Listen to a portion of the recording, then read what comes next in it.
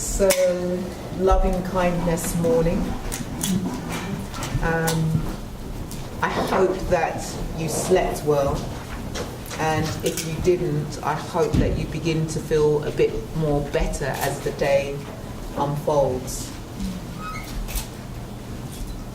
Some people have asked, can there be an opportunity to perhaps feedback about the different recovery meetings, and we will make a space in the day for that. But we're going to start with this first panel, exploring the intersection between Buddhism and the 12 steps. And I asked Kevin to chair this panel because it's my view that Kevin is the person who actually popularized Buddhist recovery with his work on 12 steps and Buddhism, and the person who actually made that bridge and actually made it acceptable actually for 12-step people to begin to start thinking about Buddhist recovery. And so it just felt really appropriate for Kevin to chair this panel. So let's hear it for Kevin.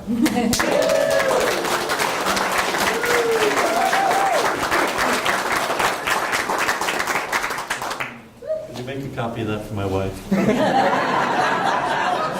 Well, I'd like to speak to your wife. She might have been to you. But anyway, I'm handing over to you. Thank you. And thank you for putting this together. Tremendous gathering. Just I know, I suspect that we all are kind of a little knocked out by the number of people that are here and the whole kind of range of things that are going on. So let's just start with a few moments of quiet together.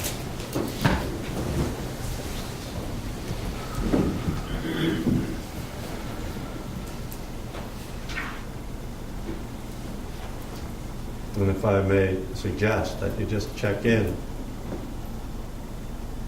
with your energy and your mood in this, in a gathering like this. There's so much going on. Sometimes we lose touch with our inner life. We get a little caught up, lost.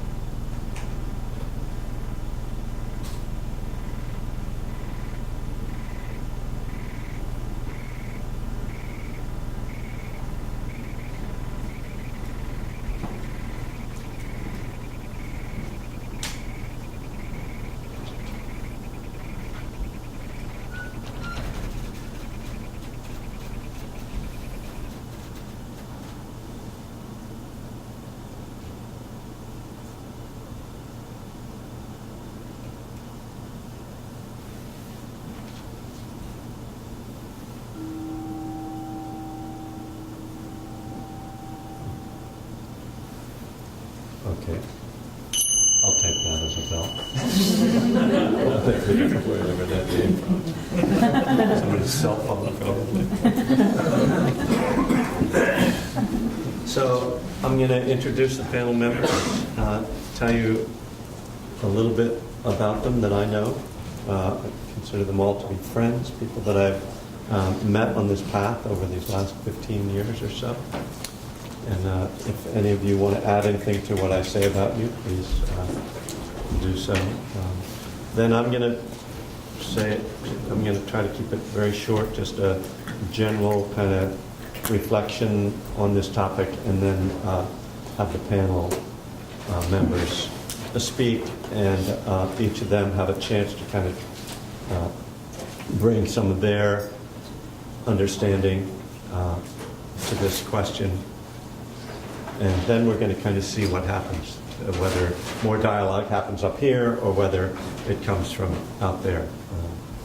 We don't want to try to decide exactly what's going to happen too much beforehand.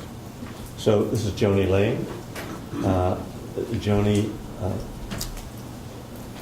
is the teacher and founder of a meditation center in Kelseyville, California, Lake County, north of the Bay Area, called Positive Light.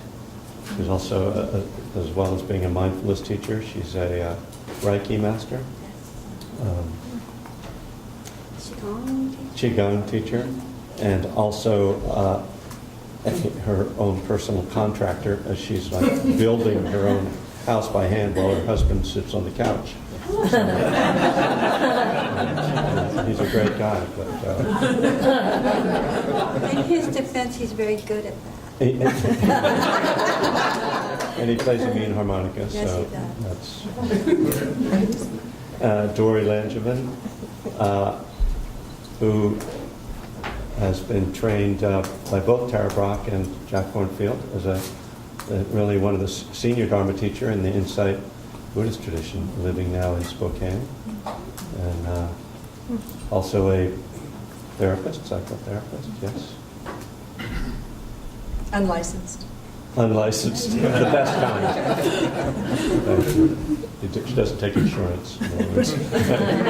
Cash only. No diagnosis and treatment.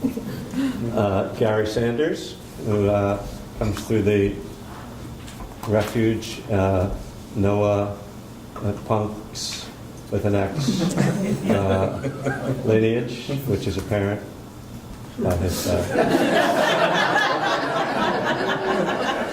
What are you trying to say? Now in Portland and involved with Portland Insight meditation. Yeah, Louis Dennison's lineage. Yeah. So I probably know you least of all of this group in terms of what I can say about you. Is there more you wanted to say? I have a driver's license. That's good. You'll drive someone to a meeting. Yeah. I got more to say later. Yeah, I'm sure. good. Thank you. And Barbara West, who is in the Shambhala tradition, which is underrepresented here, I would say, from Davis, California. And we first kind of connected with her topic of the bodhisattva versus the codependent. And we've continued that conversation for some years now. Yeah.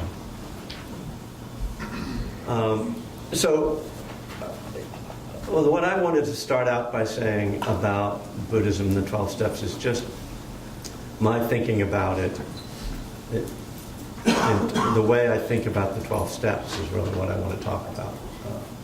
And that is thinking about them as a process and as a path.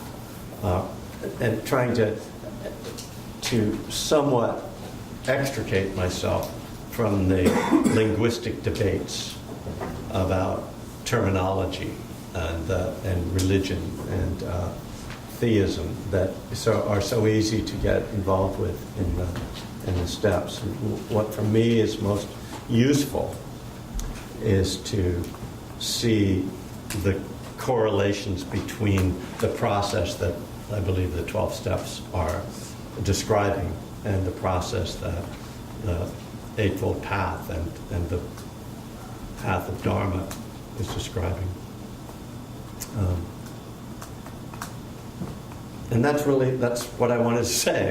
That's what I think is important. And if you want to know what I think particularly about those things, there are now 4 books that explore those questions.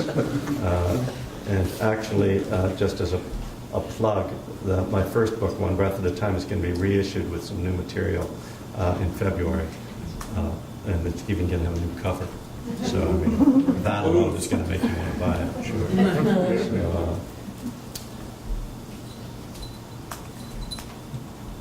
So we just really, we had a really interesting discussion over breakfast, and Gary, I think I'm going to point to you as a starting point in this, because it just felt I'm going like to promote maybe, your book. What? I'm going to promote your book. Yeah, well, that's what I'm counting on everybody doing that. No, I just felt like when I was thinking about the different things that people talked about, it felt like you might be a good starting point, and particularly maybe what you were saying about step one, and you're having to deal with your atheism as you worked in the steps. Yeah, so I already had a bit of a secular, kind of Zen-flavored practice while I was still using and drinking. And, and I'm sure that's a part of why I had kind of the realization that I needed to get sober completely. I also would say I had a mushroom trip in the middle of a Coke bender. And a very clear insight coming out of that trip that I had to stop doing everything. And so that step, and I knew I had to do whatever it took to get sober. And I wanted nothing to do with organized religion. I wanted nothing to do with the program that I had to take. I had a court card 20-something years ago. I had to get signed. I don't remember anything about those meetings. And so I had to figure out a way, because there was nothing else available. I was in LA. I mean, there's all kinds of options. Nothing else had a strong fellowship and a strong community other than AA. And so it was Kevin's book. I got Kevin's book, and I, coming in as a Buddhist atheist, I surrendered to the program. I surrendered to I got sober in men's stag, so I surrendered to this group of men that came before me that got sober using these steps. And I very much took the coming into the room with all my fixed views, my ideas of how I wanted to view the world and deal with life. I had to adopt that practice of when in Rome, do as Romans do. So I held hands and I did the Lord's Prayer, and I swallowed my pride. It was through Kevin's book. I could work in the steps specifically. I could read a little bit in the big book, and I could read the chapter in the 12 and 12, and then I could read Kevin's chapter in one breath at a time. New version coming out soon, by the way. And it was through viewing how Kevin and other people work that particular step through a Buddhist lens, a Buddhist approach, that I was able to tolerate it. I was able to do it. And so surrender, that term surrender, just the Buddhist version of it, I didn't have to give anything over. I just had to give up my fixed views. I had to give up my strong ideas of no higher power, of no greater force other than myself that controlled things. And so, I have a huge debt to you. Thank you. We're all standing on each other's shoulders, as they say. So we all have, it's a debt that continues to be paid. Okay. I will say too, anytime I sponsor anybody in 12-step, I make them get your book. I don't want to do it. I'm not going to be untrue to myself and make believe in some thing that I don't believe in. And so, and of course, that thing greater than you can be so many different things. It can be Sangha, it can be Dharma, it could be, whatever it is. But it's certainly not the gray-haired guy in the sky that somebody subscribed to. Well, and it's worth also saying that you've evolved into refuge recovery now, and that's become your program, it right? wasn't around when I needed to get sober. Yeah. So I think for me it's important that we're all in a process as well. The steps are a process, but our recovery is a process, and static recovery is very dangerous, and so as we move through this, it's not necessary. So, well, this is what I do, and watch out, I don't want to like vary from that because I might relapse. As long as you're in a process, then it continues to evolve. So, yeah. Can I say one more thing? Please. When I first got sober, I had to go to a lot of meetings. We didn't have refuge. There wasn't, even there was other things around that just, like I said, there wasn't strong fellowship. So I think the guys that have been attracted to me to be their sponsor or mentor through the years that have kind of a similar story needed to go to a lot of meetings. And so, that's the biggest thing that's out there. And most areas don't have a lot of options, certainly not daily options. In Portland, we're pretty lucky. We have 11 meetings refuge meetings weekly, but most areas don't have that. And so having to supplement your Buddhist spiritual practice with what's available. And so, taking a Buddhist approach to this thing that's so around and that has such a strong community, that's just completes, that's the tool to survive in. Yeah. Well, and what Noah has done with Refuge and spreading that is just such a huge gift for the whole community. So, we'll give plenty of applause for him as the weekend goes on. I think now that the men have spoken, we can give the women a chance. Just to acknowledge that I didn't mean to do it that way, but it just was involved. I was wondering about that. Yeah. But no, I actually don't know who wants or should go I'll next. go ahead. Joan, Now that we great. got you guys out. Yeah, I got it. No, you can get down to business. Yeah, I can't say that your book got me sober. I'm sorry. Thank God. But what I will say is that I was practicing Buddhism for about 4 or 5 years before I got into recovery, when I realized I really need to change my life or I'm going to die. Went into AA and decided I just need to get full into the steps. And I really abandoned my Buddhist practice just to get in there and do whatever it took to get sober and stay sober. When I got to the 11th step, I really don't pray, but I did meditate. So I kind of brought that Buddhism back into my practice. And the similarities between the 12 steps and Buddhist practices there's so many intersections that it just brings a richness to my 12 steps. It adds a different flavor. It opens other doors. I can look at my steps a little differently and have a deeper relationship with them. And it really helps me grow as an individual. So there's just, they pair so well together. I'm impressed with the fact that you put your first book into a new jacket and just to resell it again. I'm just, It's all about the marketing. what an idea. And I'll plug your upcoming book that's coming up. We haven't named it yet. We should talk about a name for your book. It's called Living Kindness. Living Kindness. So that's my story in a nutshell. Do you want to talk about 12 and Zen? Well, I do teach at my retreat center. I hold meditations every week, and on the second Tuesday of every month, I hold what's called 12 and Zen, and it's based on a book by Bill Crumbine, who takes the 12 steps and pairs them with a Buddhist koan, which is a parable or a story. And so what we do is we meditate for 20 minutes on the step of the month. That's the first step. And as we meditate, the words become more meaningful. The sentence becomes a little more skewed and open. We can look at that. After 20 minutes, things start opening up, and you start seeing your step in a different way. It's not just a bunch of words that we repeatedly say. It actually becomes something beautiful and opens up.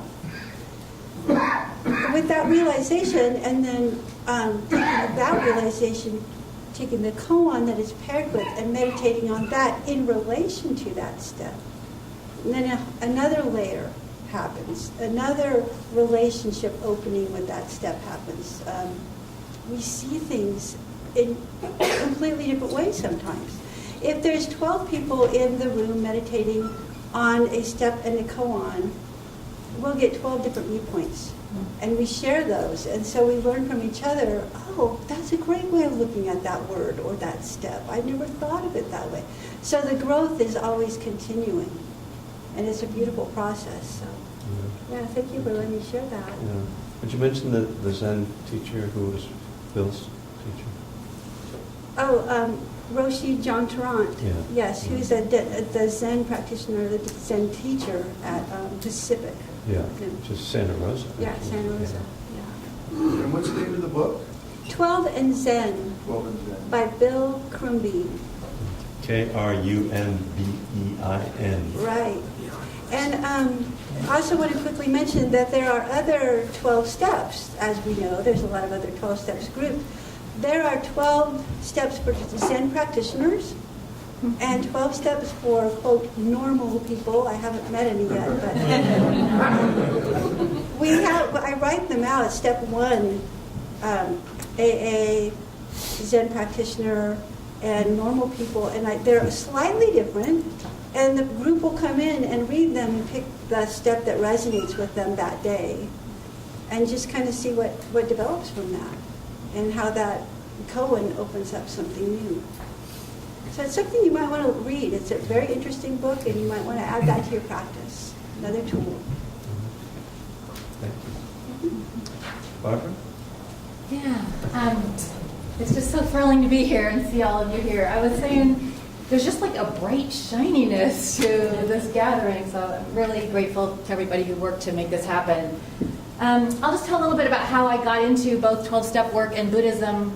I grew up, my dad was an Asia specialist, and he had this great reverence for Buddhism, and we knew some Buddhist people, but they were all of Asian descent, and it wasn't like we could just go and be a Buddhist, you know. And we traveled to temples in Japan. I got to stay there, and I just had this sense of being in a place of peace, you know, and it was so wonderful.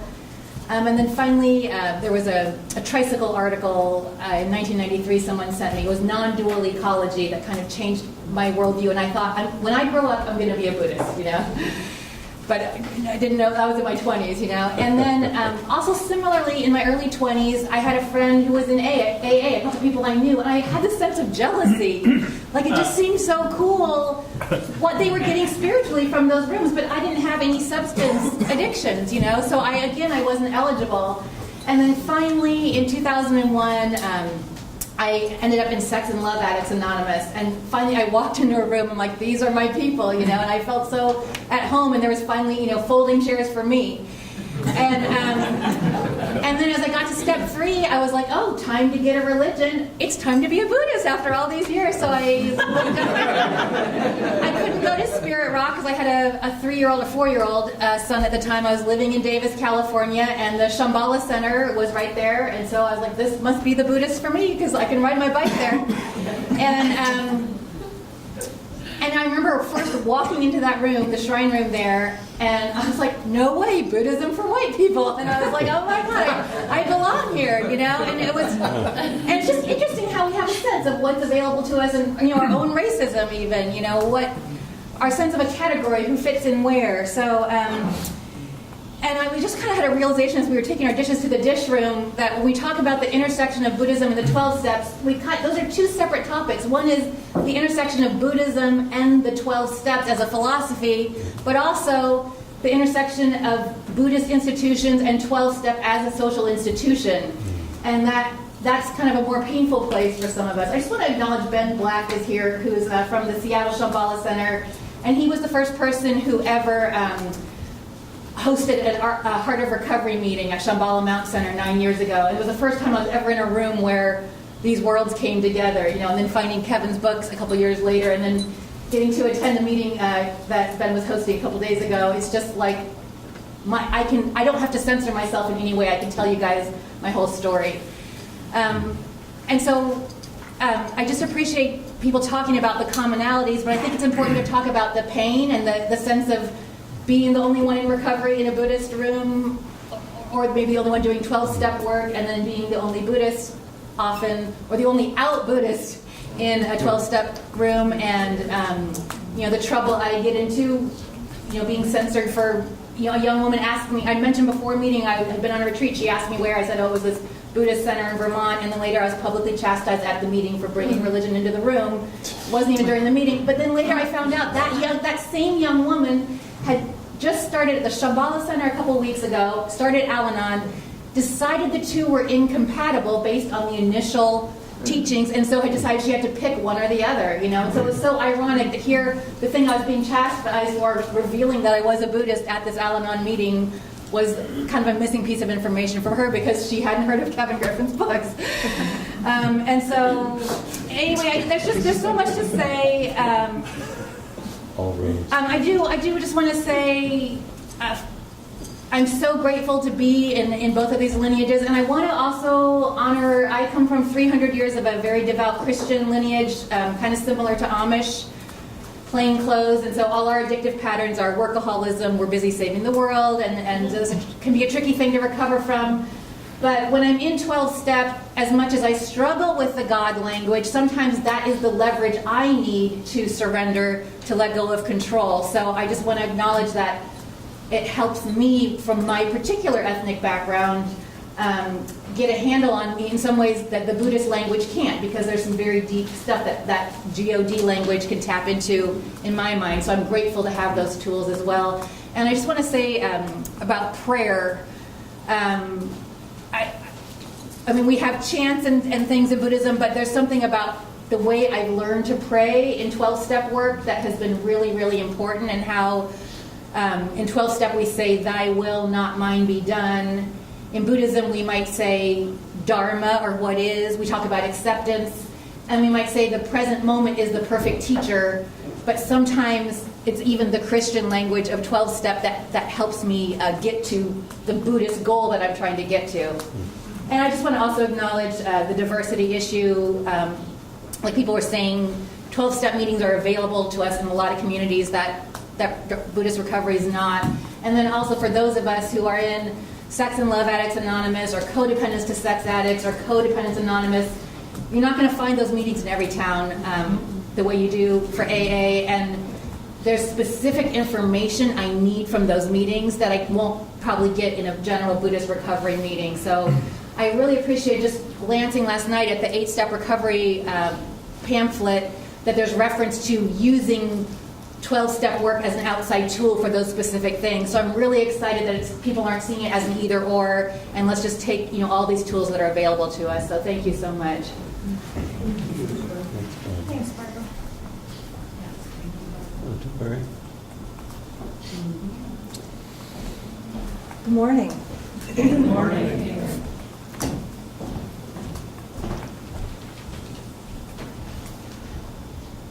Heart is beating. Mind is scurrying around. Ache in my lower back. Remembering that suffering arises from feeling like a separate solid self. So there's, reminds me of the line out of the big book, I'm probably paraphrasing, but self-centeredness was the source of all our problems. And it's so interesting to be so enthused and so excited and so grateful to be here, and so much wishing that I was sitting there rather than up here. And I am neither for or against 12-step programs. I'm neither for or against Buddhism. Both factors, both programs, both sacred technologies have influenced my life tremendously. And I'm grateful. And I think of them as like, the Venn diagrams where you have a circle that represents something and then another circle that represents something, and then you see where are the overlaps, and sometimes it's like this on certain things, sometimes it's like this. I have found over the course of a number of decades that there are some beautiful intersections, some beautiful relationships between two that had different intentions, And I came in to Buddhism after getting sober. I got sober in 1980. And because my life has been guided by, I seem to have to teach what I most need to learn, that I actually got a job as a recreational therapist in an inpatient treatment center in LA before I was sober. And it was simply because I had no clue that the fact that I drank and had trouble with it would disqualify me. So I went in with the how of the program, before I even knew there was a how of the program, honesty, open-mindedness, and willingness to say what was ever true. And they said, do you use drugs? And I said, not anymore, which was the truth. That was the honest truth. If he'd said, do you drink? I would say yes. And I could say I had some problems with it. But he never asked, he, the program director. So, like, who's directing that movie? Right? It wasn't me. And so I took the job.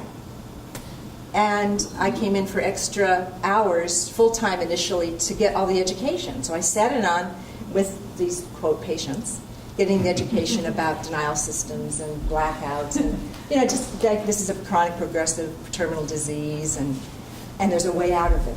The message is also, there's a way out of it, right? If you're willing to do what needs to be done. So I'm sitting there going, wow. And it took me 3 months before I had my big epiphany, where I woke up one more morning and I looked in the mirror and I said, I am no longer willing to wake up and not remember what happened last night. I'm just not willing. And I don't have to anymore because I knew what I needed to do. I was sharing with others what they needed to do according to what I was learning. So that was the turning point that totally changed my life. And that recovery, fortunately, has lasted over these years. And then there was this other infusion in 1986. I was at a month-long at Esalen in Northern California. The topic was addiction and attachment, the mystical path. And Stan and Christina Groff were the hosts. They work with non-ordinary states of consciousness, non-drug oriented, with holotropic breathwork. And they always would pick a topic that really interested them. And because at that point Christina was 2 years in recovery, they picked that one. And then they invite their friends to come. And Jack Kornfield happens to be one of their friends. So I'm sitting there, and Jack comes in to teach about Buddhist, the Buddha Dharma. And we had 3 or 4 days with him, learning practices. And he gave the talk on the Four Noble Truths. And it was like, okay, here's suffering and why it's caused. And there is a possibility for the cessation of it, and here's the path. So here's addiction, and here's suffering and freedom from suffering. And it was like, okay, so here's addiction, and here's recovery. It was like these worlds like collided inside of me. So I didn't know anything about the Buddhist path, but I intuitively, from my own experience, knew the shift and the change that happens through the recovery process. And so it like all made sense. And so here's this other confluence of factors coming into my life. And it's like everybody in this room has a confluence of factors that brought you here, right? And this morning in the meditation, I was sitting and there was just this beaming smile on my face because I was doing a gratitude practice, which is my first morning practice. And all of these factors came to mind, these scenes in my life, from being given up for adoption and being with a foster family and losing that mother and then that mother dying and all of the pain of my life. And then how that was actually the portal into awakening, just like addiction was the portal into recovery. That may this too serve to awaken my heart and mind. And it has. Over and over and over again, the willingness to know how to turn toward the pain, which I learned through 12 steps and treatment, the expansion of 12 steps and treatment, and learn through the Dharma. I need to have the courage and the willingness to look at what's true. Meditation is not for the faint of heart, right? Because you have to see it all. Just like when you sit in those rooms and you do your inventory and you listen, you have to see it all. But held in the cradle or the cauldron of community and of having a path, not just kind of figure it out yourself. But here is a sadhana, here is a Western path, whether it's 12 steps or that Eightfold Path. This is how you do it, not good luck, it's possible, go on out there and figure it out. It's no, come inside and hear the guidance. And both of the traditions give us guidance. And so, just like the Buddha said, ayupasako, translated, at least paraphrased, translated into, come see for yourself. Do not believe the teachings simply because they're your teachings. Do not believe your elders and your teachers simply because they're your elders and your teachers. Do not believe this because it's been going on for thousands of years. But after careful observation and analysis, if following that leads to harmlessness and for benefit for all, then do it and continue to do it and devote yourself through dedication and perseverance and patience and willingness and courage. Continue. And if it leads to harmfulness, don't do it. So take what works and leave the best, or the rest. Or something like that. So it's like, and it puts the responsibility into our laps. It's up to us, but not to us alone. It's up to us in this circle of Sangha, in this circle of fellowship. And for me, that's what has given me the courage to go through everything that's happened. It will give me the courage to continue to face old age, sickness, and death of myself and of others. Or to turn to the world and go, my God, it's on fire. But if I don't put the fire out of my own heart, if I don't reach in and purify my own heart, I'm going to be no good out there. So the commitment to serve and to savor life, to do no harm, to act for the good, and to purify the mind, I just am incredibly grateful to be able to take refuge in Buddha, Dharma, and Sangha, and in service, and in community, and in the Western sadhana path of the 12 steps. And I appreciate the opportunity to say those words out loud so I can hear them and remind myself of how much I'm grateful for. So thank you. Well, if no thoughts or questions were triggered by those 4 shares, then you're obviously further along the path than I. So I think it's really time for, if you want to address a particular person or address a particular topic, or just engage. I want to address the topic. I mentioned this yesterday, and I think there's some people here who weren't yesterday. So this is what Dr. Bob gave a speech on the 12 steps in Buddhism. The speech was later was transcribed and released as a Alcoholics Foundation pamphlet. And the speech is called, it's an Akron pamphlet, Spiritual Milestones in Alcoholics Anonymous. Dr. Bob, this is part of the speech, said, quote, consider the 8-part program laid down in Buddhism: right view, right aim, right speech, right action, right living, right effort, right mindfulness, and right contemplation. The Buddhist philosophy, as exemplified by these 8 points, could be literally adopted by AA as a substitute for or addition to the 12 steps: generosity, universal love, and welfare of others, rather than considerations of self or basic to Buddhism. There was the AA official historian of GSO published an article in The Fix. Her name is Regina Walker. She's been the historian going through all the historical archives for 30 years, I think it was, before she retired. And she has an article called The Buddha and Bill W. And in the article, she says that there's a bunch of false facts about the history of AA, and that white, upper middle class, misogynist, paternal, fundamental Christians have tried to co-opt AA and try to, I meet these people at meetings, and that's fine, that's how they look at it. So she wrote a long article called Buddha and Bill W. It's in the March 3rd, 2015 edition of thefix.com. And she goes through some of the history besides Dr. Bob. And it was quite enlightening because I would, there are literally not so much Greek book thumpers, but Bible thumpers in some of the meetings I go to. That was more true when I first came into AA than this day. Seattle's changed a lot. Yeah. So on this topic, as Dr. Bob saw it, it's always been an inside job. There is no need for a intermediary between the higher power and the individual. Institutions who get in the way, and hierarchies who get in the way, block some of that connection.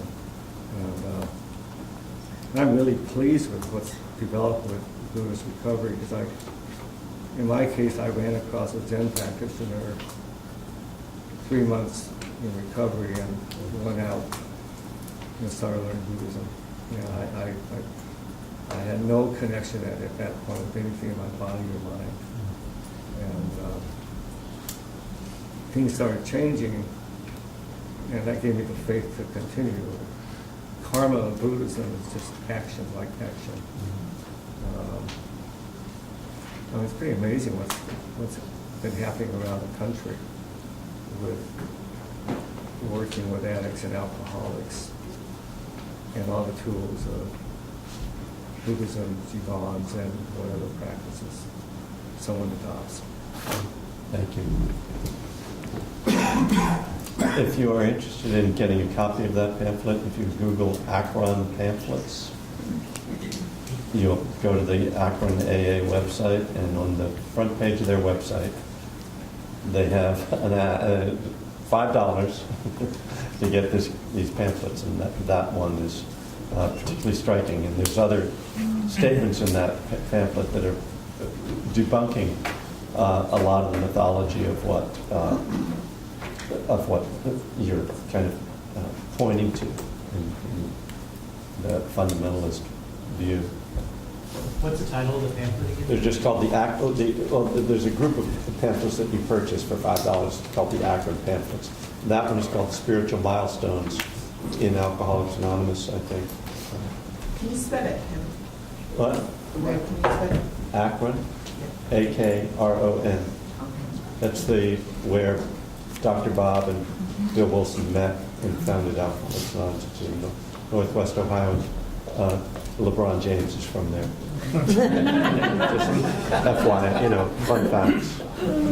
I will also say we discovered this morning that the link to that quote is on the BRN website, along with a lot of other great helpful information. It's nice to have a pamphlet, though. It's nice to have the hard copy. The official title is Spiritual Milestones Yeah. in Alcoholics. In Alcoholics Anonymous, yeah. Yeah. Hi. Finland has got big AA, but it's quite conservative, as you probably can imagine. It's so far away there in the north. But I would like to ask for any practical tips for anybody who is into Buddhism and feels like an outsider in AA meetings. Have you had yourselves any people coming to you and saying that that Buddhism doesn't belong to the rooms, or your practice is no good AA, stuff that, did you ever meet this kind of people? Yeah, any practical tips in facing these people? I come across that quite often. I've actually had people ask me, well, are you asking me to abandon my religion? And I say, absolutely not. Whatever works for you, it's your personal choice. And I respect that. I also explain to them that Buddhism isn't a religion, that it's a philosophy and a science of mind that, for me, only adds to my steps, and it only creates more support for me. So I think once people understand that it's not a religion or a cult, that it's not going to take us away. And I know some religions teach that it is a religion and it is a cult. So I just clarify it for them. And what works for them is great, what works for me is great. And it kind of, that's usually all it takes, and it dissipates at that point. And that's my experience. I've kind of resolved myself that my role in 12-step meetings is to go in and just and share my truth that I can do this without a higher power. And you know, sometimes I'll add that I'm a Buddhist. Sometimes I'll just add that I'm atheist. And it's absolutely. And it's usually after a whole room is shared of Jesus this, Jesus that, and then and I'll just say my piece of that I can do it without a higher power. And if I can just help that one person in the room that felt like me when I first came in, then that's and then balancing that with I'm not there to teach. I'm just sharing from my experience. I think it's important, if you're challenged, to point people to the phrase God as you understood him. Mm-hmm. And also to just have boundaries and say, I have a sponsor, or thank you for sharing, but I'm working my own program. At some point we have to just claim our own seat.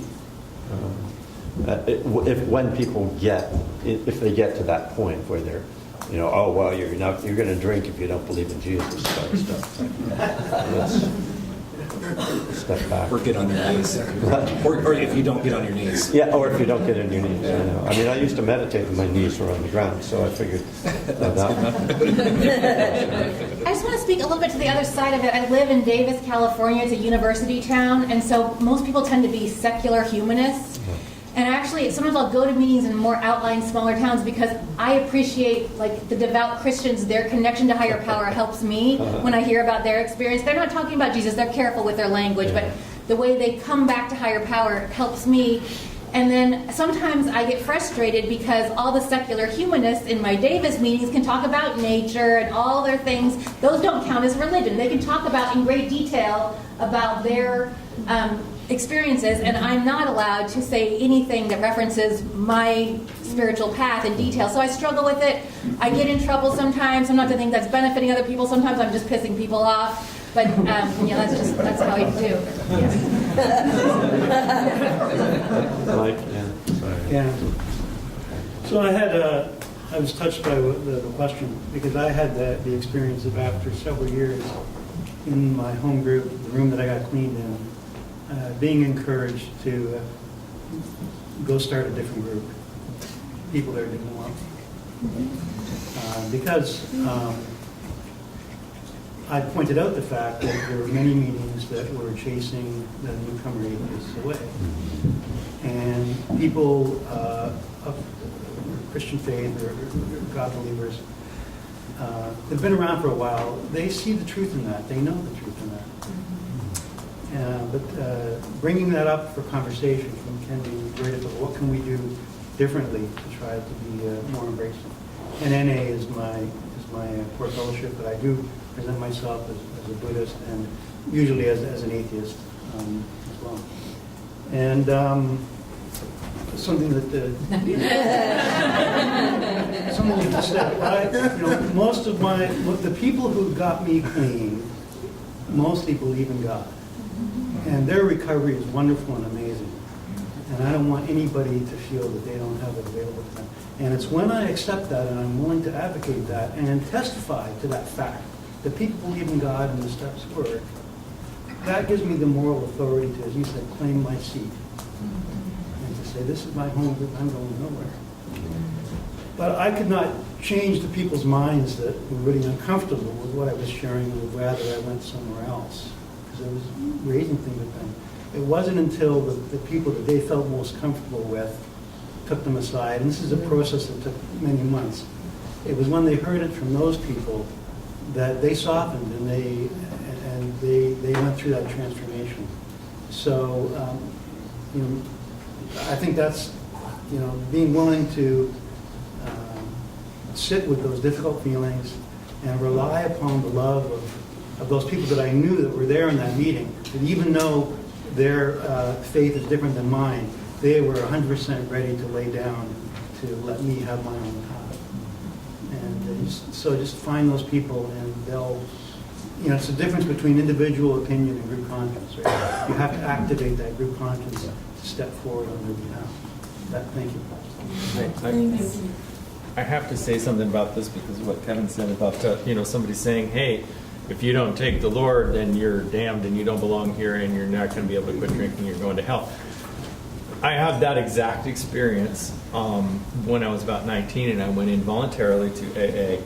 As a fundamentalist atheist in Akron, Ohio, I lived in a Catholic neighborhood where all the kids you grow up with playing ball with and all that all went to the Catholic school, but I wasn't allowed to go there because I wasn't baptized. So they sent me to the black school because it's very segregated there. There's a black school and there's a white school.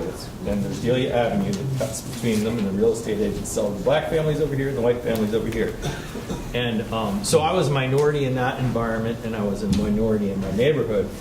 And again, having that minority as a, what do they call it now? Sick white male or something like that?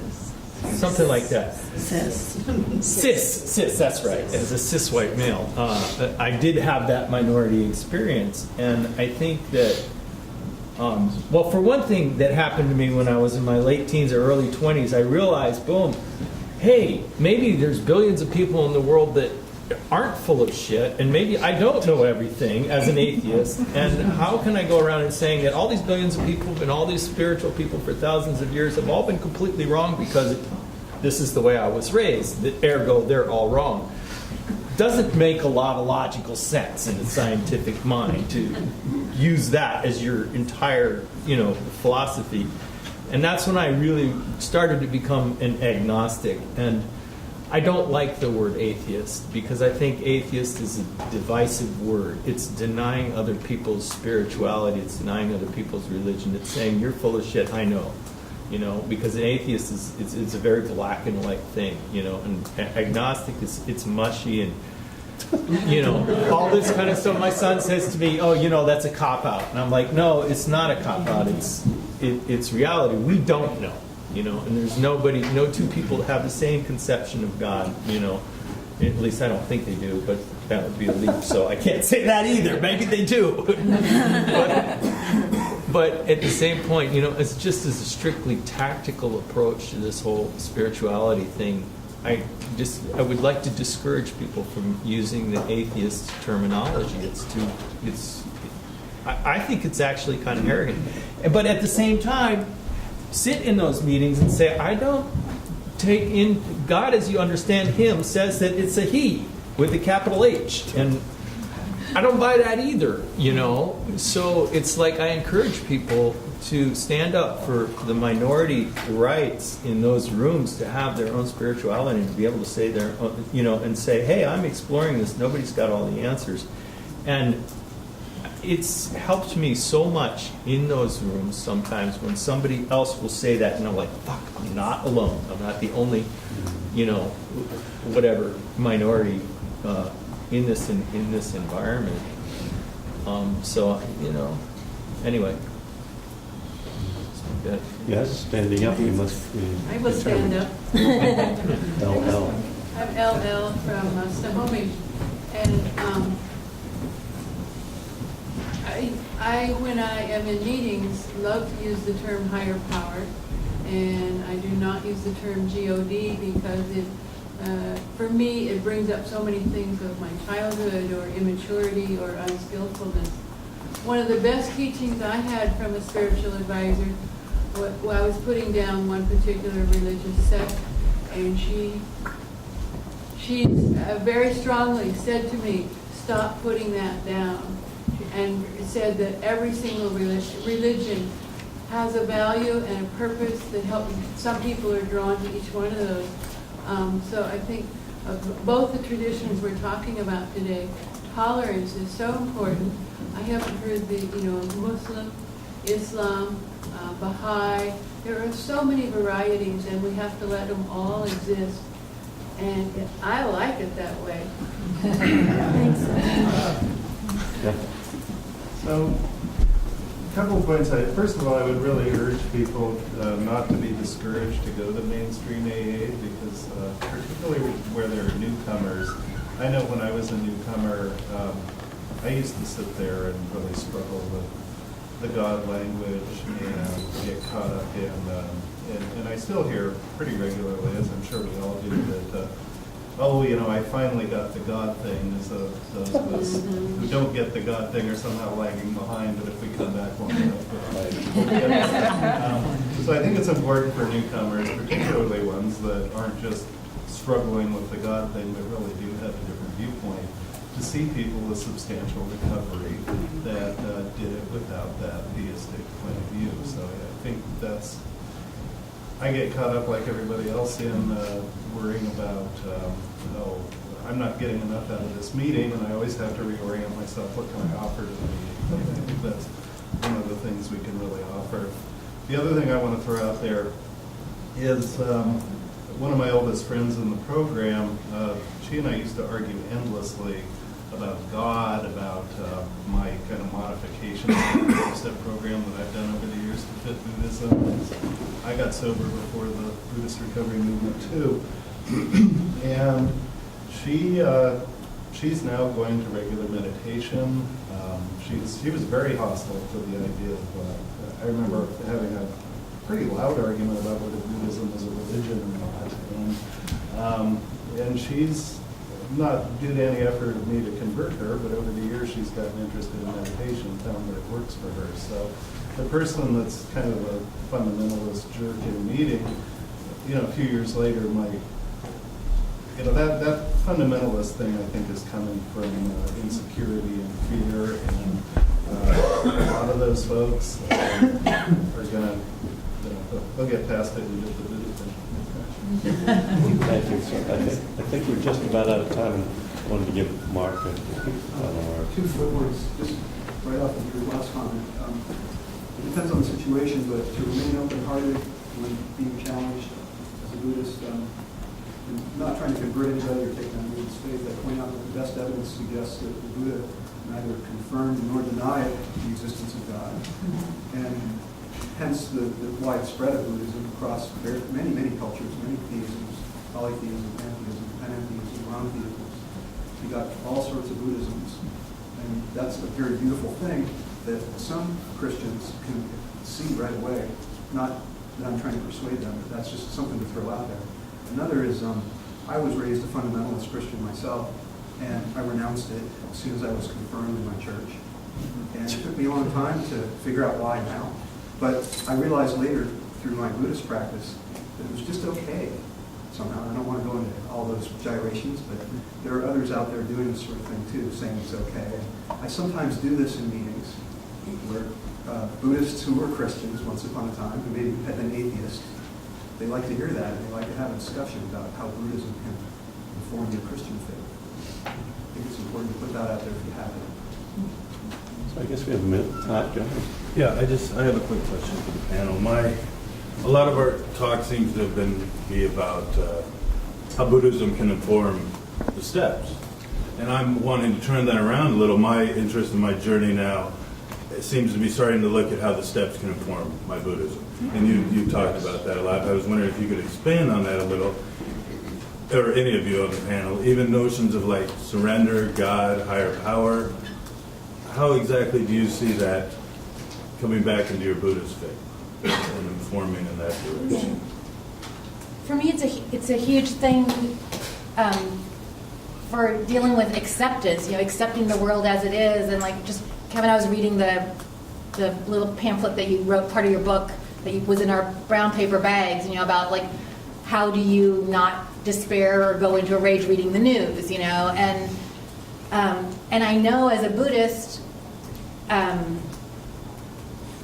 supposed to be able to do that, but I just don't always have the mechanics at hand to do it. And so the step work, ideas of powerlessness, and then trusting, again, it's not exactly the steps, but thy will, not mine, be done. Like this concept of God's will, which please translate that to something that's acceptable to you if it's offensive to you. But there's just this sense of,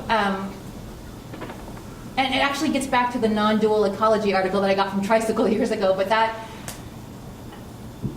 it's funny when it makes me a better Buddhist, actually, and I find there's a lot of rage at the Christian church camp. They're all peace activists, and they're really, really mad, and they're busy hating Republicans, and so... Peace activists are. Yeah, and so I know I'm not talking too coherently, but somehow with the step work and like my sponsor, who's a devout Catholic, she helps me get to this serenity and equanimity. Like the world is fundamentally okay.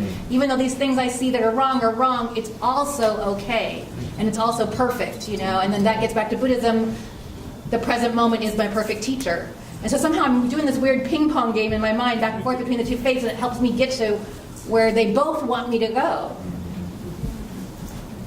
And if I can speak on that for a second, I sometimes struggle with my Buddhism and my own practices from life experiences that come up, and I'll resort to my 12 steps to kind of help me get to where I need to be in the Buddhist practice. Right. Oh, okay, the acceptance, and then it kind of kicks me back there, especially the 10th step. It's very humbling to have to, okay, I got to go back and make amends. And, but that's good for me. And that's part of my Buddhist practice, too. Just one thing that comes to my mind in terms of that, because I hadn't thought about it in that way for myself, because I haven't really been involved in 12-step work for so long. But one of the things that helps me with living is the Buddhist, one of the sources of suffering is attachment to views and opinions. And if you look at the world, it's big suffering. And so how, when I'm in relationship with people, wherever I am, can I see, am I having a reaction because I'm attached to my view, which is another kind of self-centeredness? Can I let that go or see the pain in it, like feel the contraction in my own heart and feel the division between me and that person and just get curious? What is it like to be you? Help me see through your eyes. Help me understand. Maybe I'll have a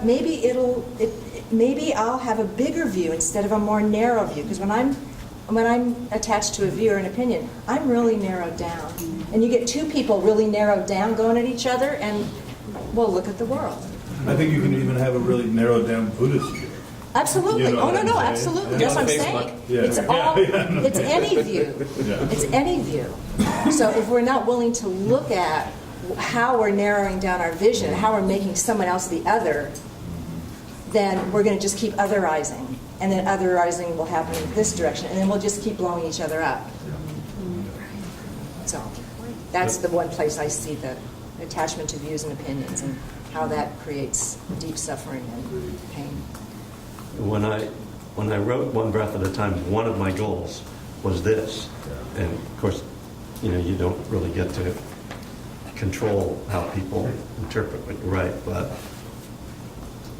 the 12-step and recovery movement their core, the kind of core of them is sila, morality, and community. And those are the two weakest aspects of Western Buddhism. And so I think that's how we can really help Western Buddhism. And we can see that Western Buddhism has drawn from, maybe consciously, maybe unconsciously, becoming much more community-oriented in the last couple of decades. Early in my practice, there was no idea of a community, and the precepts were just like the kindergarten stuff that you didn't worry about because we were all going to get enlightened. So that was just going to fix everything. So that's what I think the steps really bring to Buddhism. So I think we're out of time. I believe we're supposed to close up at 7:15. There's a suggestion just to close. Let's keep our eyes open and take a few breaths together. Maybe even look at each other.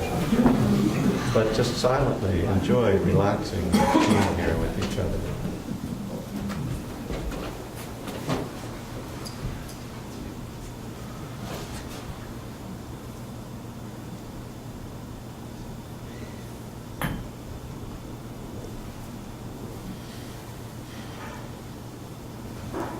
Thank you, Pam. Thank you, community.